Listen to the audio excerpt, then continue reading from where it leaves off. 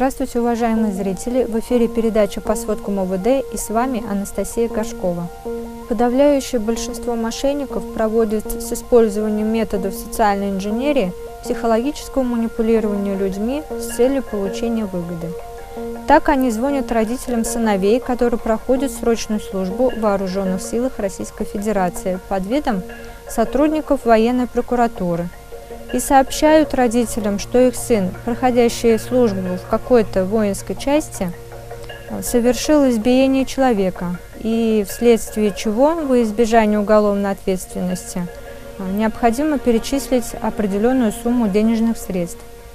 Во время звонка вымышленный представитель военной прокуратуры убеждает свою жертву перевести деньги. Так, 4 ноября 2021 года в дежурную часть отдела МВД России по городу Кунашу поступило заявление о краже денежных средств с банковской карты. Неустановленное лицо, находясь в неустановленном месте, осуществило звонок с абонентского номера 8960 на абонентский номер гражданки и в ходе разговора представился сотрудником военной прокуратуры. Сообщила последней несоответствующую действительности информацию о том, что ее сын, проходящий службу в воинской части, совместно с другими военнослужащими, причинил телесные повреждения молодому человеку, и что за совершенные действия он может быть привлечен к уголовной ответственности в виде лишения свободы сроком до 5 лет. И во избежание уголовной ответственности необходимо перевести денежные средства в размере 200 тысяч рублей. В ходе разговора введенная в заблуждение гражданка ответила согласием и в тот же день, используя терминал самообслуживания, безналичным способом перевела денежные средства в сумме 196 тысяч рублей на счет банковской карты, который был продиктован ей неустановленным лицом, то есть вымышленным военным прокурором. Также мошенники осуществляют звонки и предлагают работу, предлагают пройти обучение в онлайн-режиме. Так, 9 ноября 2021 года в дежурную часть отдела МВД России по городу Кунашу поступило заявление от жителя города Канаш о краже денежных средств со счета банковской карты.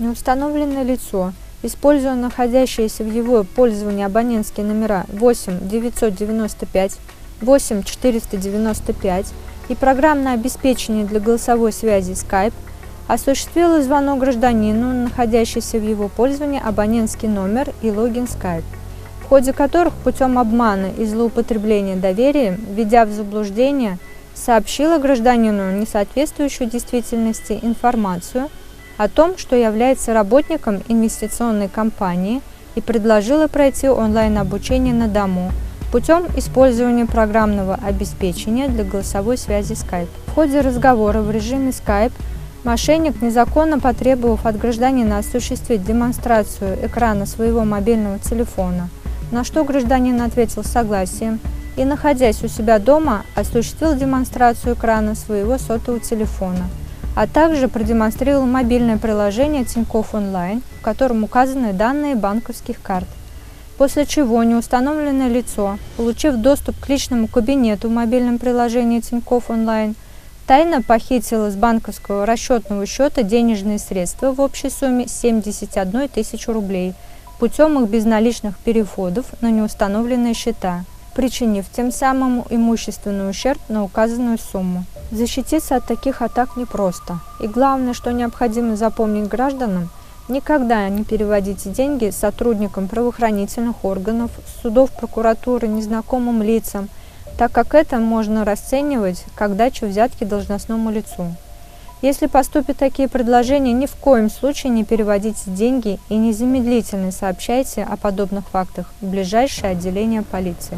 Отдел МВД России по городу Кунашу проводит отбор граждан, отслуживших в Вооруженных силах Российской Федерации, для поступления на службу в органы внутренних дел на имеющиеся вакантные должности. Необходимые требования – это высокие морально-деловые качества, наличие среднего специального или высшего образования, служба в Вооруженных силах Российской Федерации, возраст до 35 лет и до 40 лет, отсутствие судимости. Принятые на службу в органы внутренних дел обеспечиваются Сроком службы для назначения пенсии 20 лет, ежегодной материальной помощью в размере 2 окладов денежного содержания, основным отпуском от 30 до 45 календарных дней и дополнительные отпуска, бесплатным медицинским обслуживанием, льготными путевками в санаторно-курортное лечение в дома отдыха, ежемесячной выплатой денежной компенсации за наем жилых помещений и возможностью бесплатного обучения в вузах системы МВД России. По всем вопросам трудоустройства обращаться по адресу город Канаш, улица Пушкина, дом 43, кабинет 306,